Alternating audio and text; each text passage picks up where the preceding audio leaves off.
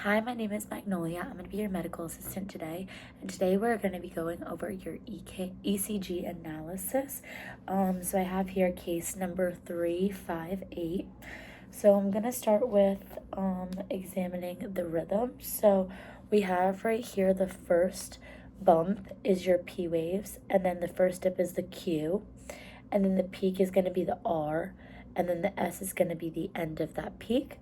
So the QRS is the whole complex, and it is about 0.06 seconds, and the normal range is 0.6 to 0.12, so they are in normal range. There are a bunch of boxes on this screen, so I'm just going to explain that each little box is 0.4 seconds, and each big box is 0.2 seconds, so that's where we get all of our timing. So next, I'm going to look at the P waves, which are all looking good because they are upright, and before each P wave, there's a QRS complex, so that's good.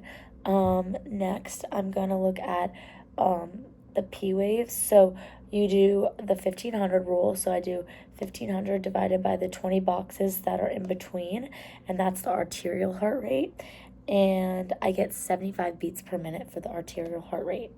So then I look at this next P wave complex, and it's 0.12 seconds, which is in normal range.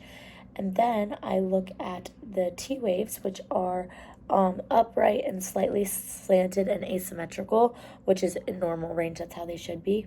And then I'm going to look at the PRI, which is the start of the P wave. So that is right here, which is to the end of the QRS.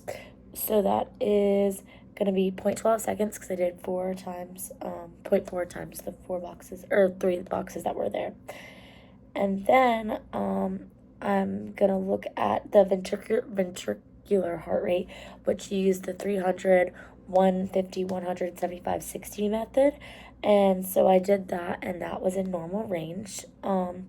Next, I confirmed the ventricular heart rate that I found by looking at the 2 peaks distance and using the 300 rule. So dividing 300 divided by the number of boxes in between. So I did 300 divided by 4 large boxes, and I got 75 beats per minute, which confirms what I originally found.